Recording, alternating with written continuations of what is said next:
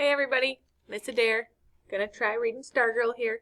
Hey, so we left off and we read chapter 12 together, but it's been a couple weeks since we got to meet together, so I'm gonna go ahead and reread chapter 12 and get to talk about how that hot seat went for old Stargirl and what that really looked like. So, love you guys, and we will see you soon. All right, so without further ado, chapter 12. And Stargirl. All right, I'm going to try making this full screen here and bringing this up. Maybe not. All right, bear with me, guys. First time doing this, right? So we will leave it like it was. All right. We'll leave it like that. That works. All right. So here we go, chapter 12. This is how Hot Seat went. It took place in the Communications Center studio.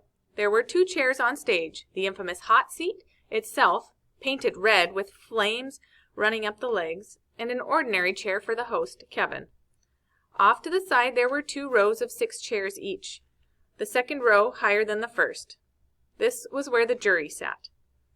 It was not a jury in name only. The 12 members did not vote or render a verdict. Their job was to ask questions, to give the hot seat its heat, ticklish questions, embarrassing questions, nosy questions, but not meant to be mean or hurtful questions. The idea was to make the subject squirm, not roast. In the spirit of mock inquisition, we called the subject the victim. And why would anybody want to be the victim? The lure of TV. The chance to confess or lie before a camera and before peers instead of parents, but I doubted the usual reasons applied to Stargirl. There were 3 cameras, one for the stage, one for the jury, and Chico. Chico was the handheld close-up camera.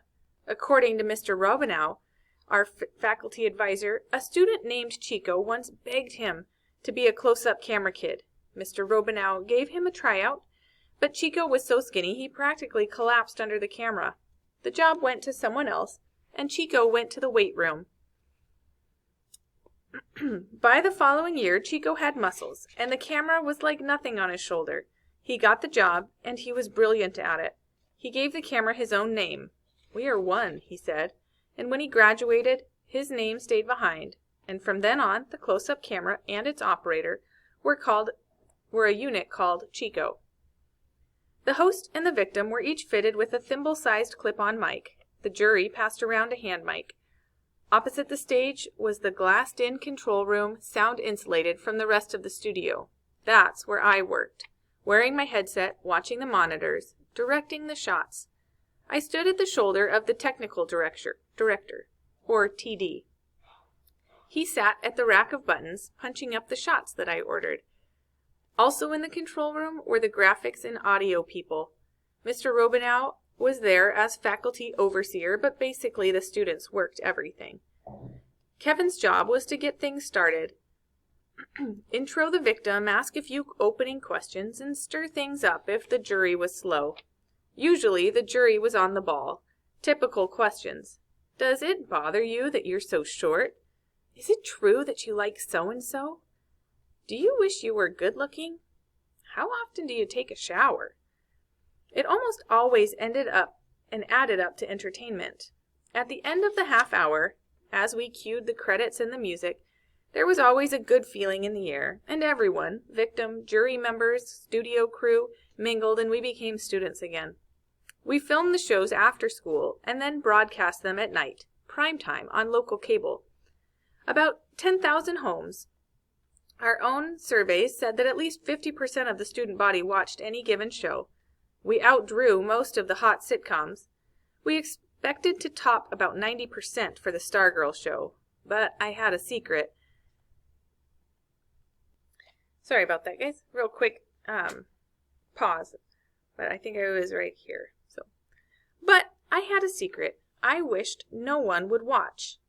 In the month since we had scheduled the show, Stargirl's popularity had dropped out of sight. Gone were the ukuleles from the lunchroom. More and more kids saw her cheerleading behavior as undermining the basketball team and its perfect record.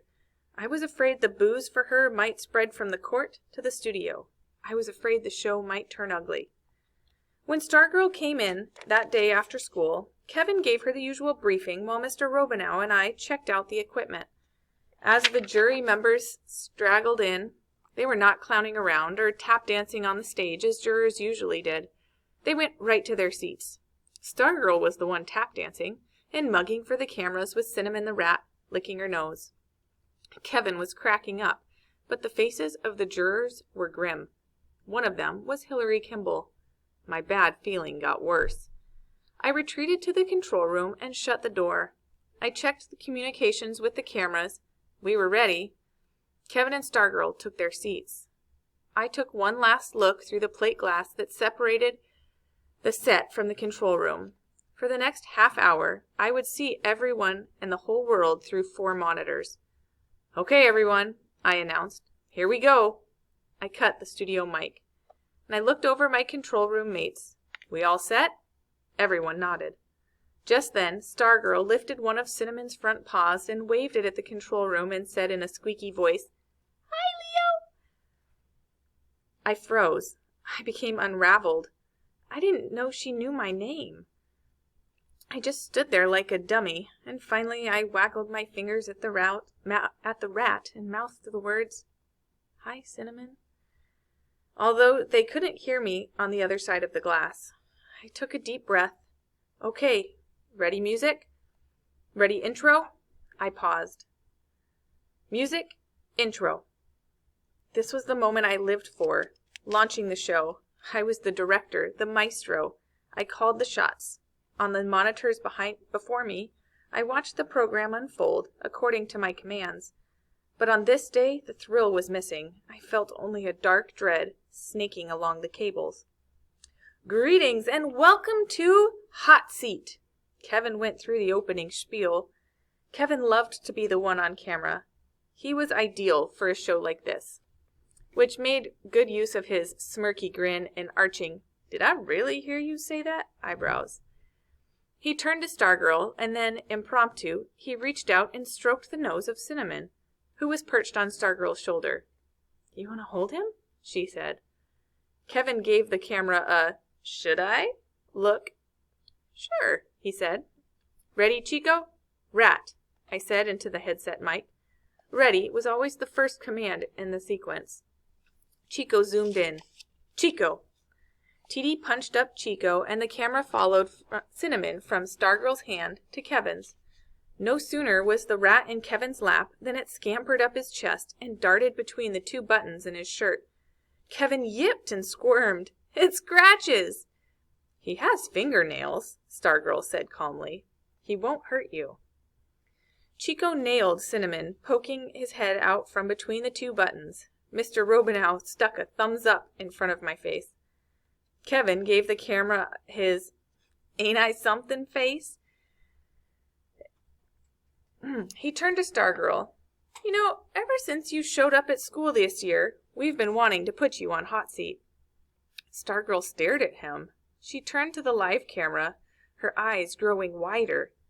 Something was happening. And wider. "Chico!" I barked. Chico moved in, crouching, giving a little upshot. "Terrific. Closer, closer," I said.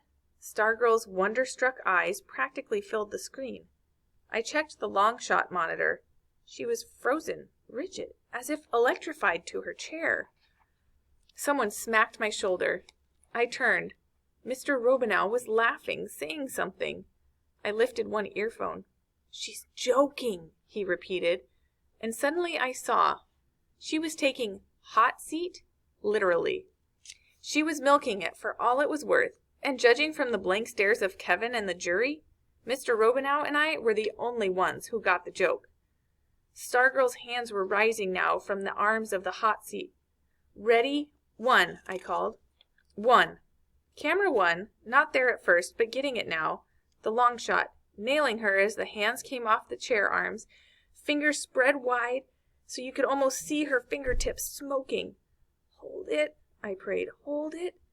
As if her horrified eyes swung down over the sides of the chair, the hot seat saw the painted flames and yikes!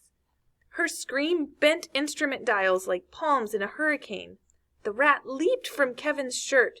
The TV image quaked as my camera one man flinched, but he recovered, and he caught her standing now on the front edge of the stage, bending over with her rear end in the camera, flapping her hands behind her and on her fanning her smoking fanny. That's a tricky spot. Finally, Kevin got it, and he went nuts. 1, pull back. Get Kevin in it. Ready? 1. Kevin was doubled up, tipping out of his chair on his knees on the stage. His laughter flooded, and he hopped down from the single stage step. The rat! I yelled. 2, get the rat! But 2 couldn't get the rat because the rat was nosing around 2's feet, and 2 was bolting from his camera. Chico, rat! Chico dived. He was flat on the floor, feeding the live screen a brilliant shot of the rat heading over to the jury. The jury members were scrambling, taking off, climbing onto their seats. Forget the readies. Things were happening too fast. The cameras were dancing, feeding the monitors. I barked commands. TD was punching his buttons like a rack on some hard rock keyboarder. Stargirl's pantomime remains the best I have ever seen. Mr. Robinow kept squeezing my shoulder. As he said it later, it was the greatest moment in hot seat history. But because of what followed, no audience would ever see it. All right, so there's chapter 12. And on chapter 13, we get to find out what happens and what maybe goes wrong on the rest of the episode of the hot seat. So thanks for watching, guys. I'll see you next chapter.